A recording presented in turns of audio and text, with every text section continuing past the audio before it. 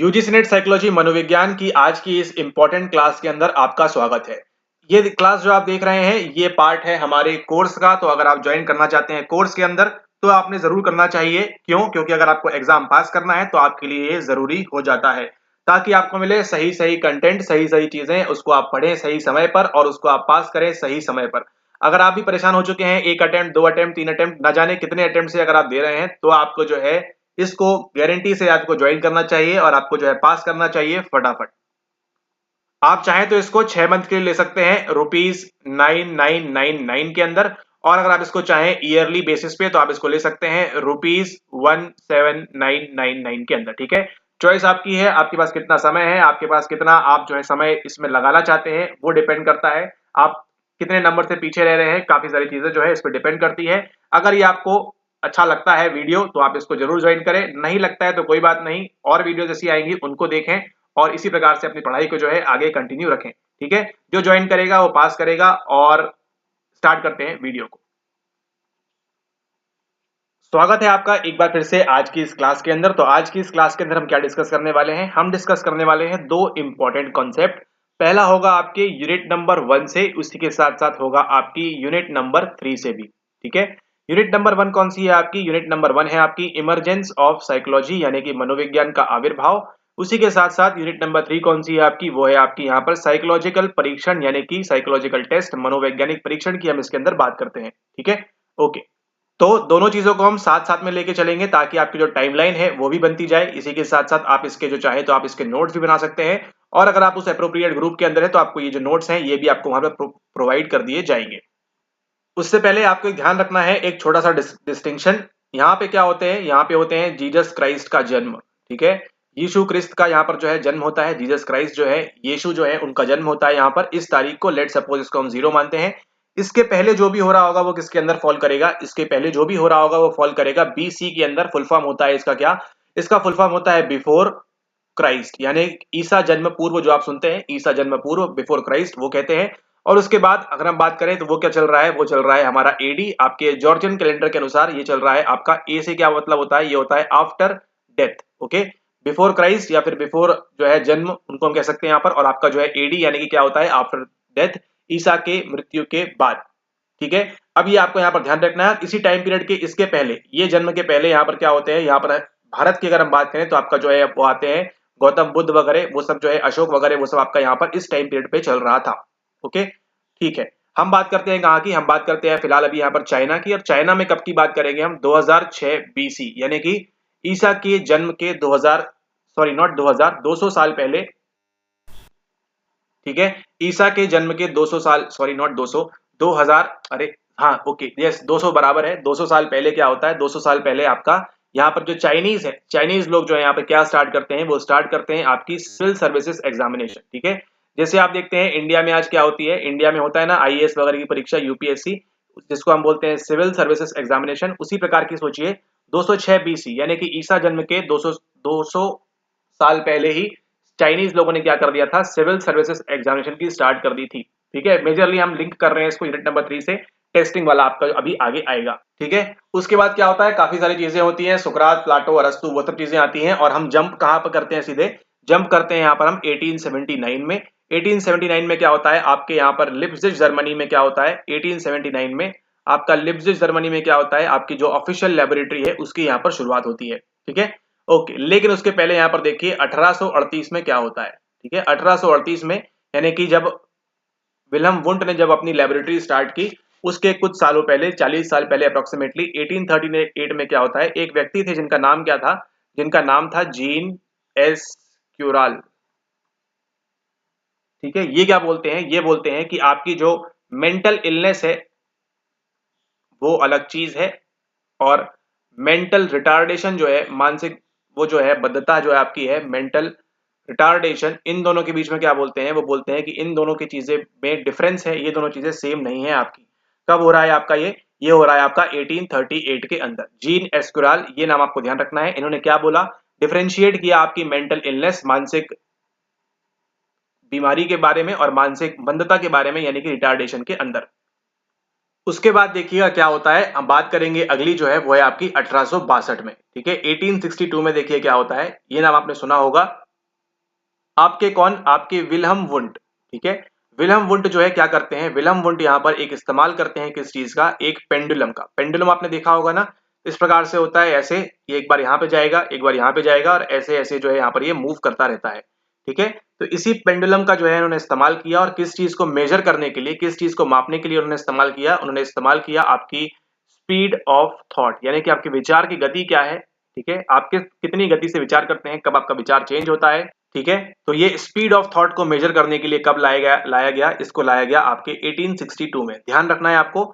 उसके बाद क्या होता है, अगला चरण आप सभी जानते हैं 1879 में एसोसिएट होता है, जब आप कहां पर, आपके लिप्जिग जर्मनी में क्या होती है, आपकी इसकी शुरुआत हो जाती है।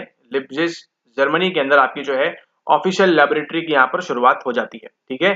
तो ये टाइमलाइन आई होप आपको क्लियर हो रही है यहाँ पर किस किस प्रकार से चीजें हो रही हैं। 1838 में जीन एस्कोराल जो है मानसिक विकलांगता और इलनेस को बात करते हैं, और रिटार्डेशन की मंदता की जो है बोलते हैं, ये दोनों क्या है, डिफरेंट चीजें हैं, ये दोनों क्या है, आपकी अलग अलग चीजें हैं यहाँ पर,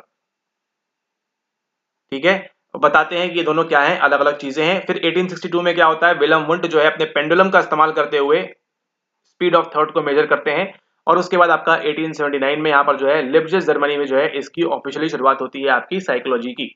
और आपको जान के अचंभा होगा कि आज इसी लेबोरेटरी को हम क्या बोलते हैं, इसी को बोलते हैं हम अपनी यहाँ पर कार्ल मार्क्स। इनको तो आपने सुना होगा, मार्क्सवादी, है ना, कार्ल मार्क्स यूनिवर्सिटी, इसी को कहा जाता है आज की तारीख में, ठीक है। तो ये आपका हुआ अगला।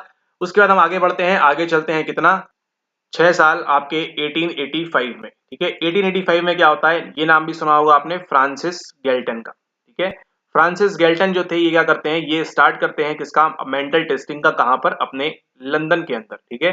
ध्यान दीजिएगा इसी टाइम में 1885 में और क्या हो रहा था, 1885 में आपकी शायद कैरन हॉर्नहाई का भी जन्म था, और 1885 में आपका जो है हरमन एबिंगाउस भी जो है आपका अपना लर्निंग के ऊपर जो है काम कर रहे थे, ठीक है। लर्निंग के ऊपर भी जो है, सॉरी नॉट लर्निंग, मेमोरी के ऊपर जो है वो अपना काम कर रहे थे फ्रांसिस गैल्टन, लंदन में 1885 में, और हरमन एबिंगहाउस भी उसी टाइम पीरियड के दौरान ये काम कर रहे थे, ठीक है। लेकिन उसके पहले आपको एक और बात ध्यान रखनी है कि 1879 में, सेम ईयर में, गैल्टन ने क्या बोला, गैल्टन अपना पहला प्रोजेक्टिव टेस्ट लेके आए, ठीक है।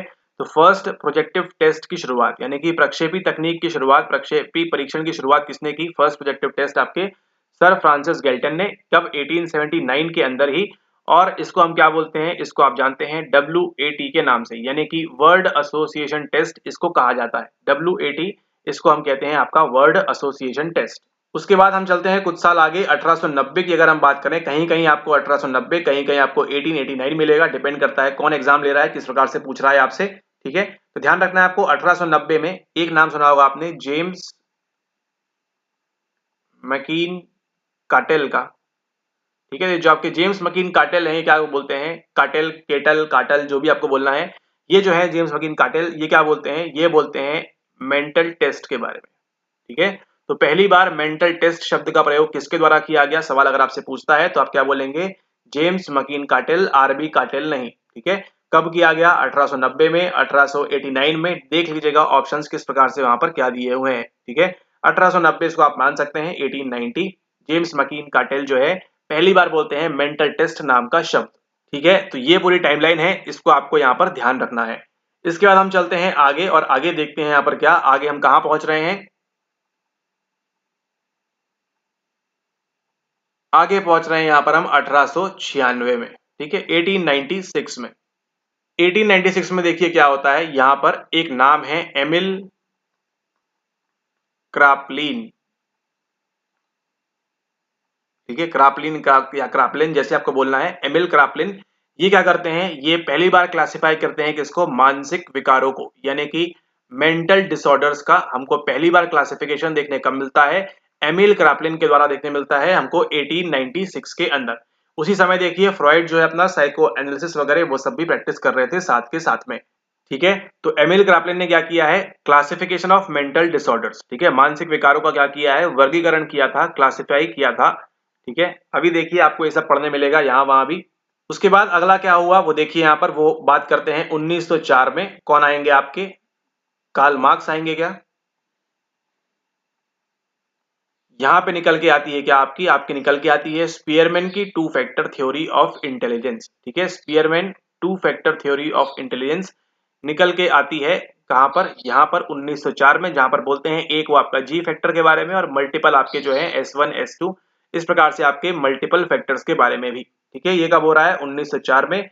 वहीं पर 1904 के अंदर ही आपके जो पियर्सन है, ठीक है, पियर्सन क्या बात करते हैं, किसकी बात करते हैं, पियर्सन आर जो आप बोलते हैं छोटा सा, यानी कि किसकी बात करेंगे, वो पियर्सन बात करेंगे अपनी कोरिलेशन के बारे में। ठीक है, तो सहसंबंध के बारे में भी दुनिया को अभी तक नहीं पता था, कौन लेके आते हैं, आपके पियर्सन यहाँ पर लेकर आ रहे हैं सहसंबंध के बारे में। ठीक है, कार्ल पियर्सन, इस नाम को आप ध्यान रखेंगे।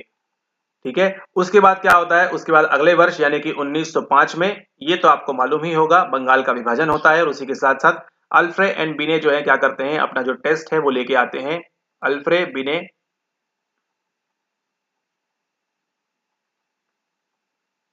जिसको हम क्या बोलते हैं, जिसको हम बोलते हैं फर्स्ट मॉडर्न इंटेलिजेंस टेस्ट और टेस्ट ऑफ इंटेलिजेंस। ठीक है, तो अगर सवाल आपसे पूछे कि पहला मॉडर्न इंटेलिजेंस टेस्ट कब आया गया, तो क्या बोलेंगे आप बोलेंगे उसको 1905 में। किसके द्वारा लाया गया, अल्फ्रेड बिने के द्वारा लाया गया। कहां पे लाया गया, ये था आपके फ्रांस के अंदर। ठीक है, ऑल राइट। तो आज की क्लास के लिए इतना ही। आई होप आपको ये पसंद आया होगा। अगर आपको ये पसंद आया है तो जरूर नीचे आप यहाँ कमेंट करिएगा। उसी के साथ फिर हम मुलाकात करेंगे आपसे हम पार्ट नंबर 2 के अंदर, जब हम बात करेंगे 1905 के आगे और क्या क्या चीजें यहाँ पर हुई थी। आप देख रहे हैं यहाँ per unit 1 and unit 3 combined. तो यहाँ पर देखिए, अगर आपको ये क्रोनोलॉजी संबंधित सवाल पूछता है तो भी आप नहीं फंसेंगे, तो भी आपसे बन जाएगा। और अगर आपसे साइकोलॉजिकल टेस्टिंग संबंधित सवाल पूछता है तो भी आपको बड़े आराम से बन जाएगा। ठीक है, मुख्य बातें कौन कौन सी निकल के आई हैं, इसमें निकल के आई हैं 1905 में आपका मॉडर्न इंटेलिजेंस बन के तैयार होता है। इंटेलिजेंस टेस्ट यानी कि बुद्धि परीक्षण जो है आपका आईटी पहली बार बन के आता है 1905 में। उसी के साथ साथ 1896 में क्या होता है, 1896 में आपके जो है यहाँ पर मेंटल डिसऑर्डर्स का, मानसिक विकारों का क्या होता है, पहली बार यहाँ पर क्लासिफिकेशन होता है। उसी के साथ साथ 1904 में देखिए, जो आप सुनते हैं आज थ्योरी ऑफ कोरिलेशन की, ठीक है, थ्योरी ऑफ कोरिलेशन, सहसंबंध की जो आप थ्योरी सुनते हैं, वो कब निकल के आती है, वो निकल के आती है आपकी 1904 के अंदर। ठीक उसी समय स्पीयरमैन क्या बोल रहे थे, स्पीयरमैन बोल रहे थे आपको यहाँ पर टू फैक्टर थ्योरी के बारे में भी। ठीक है, टू फैक्टर थ्योरी किसकी, आपकी इंटेलिजेंस की।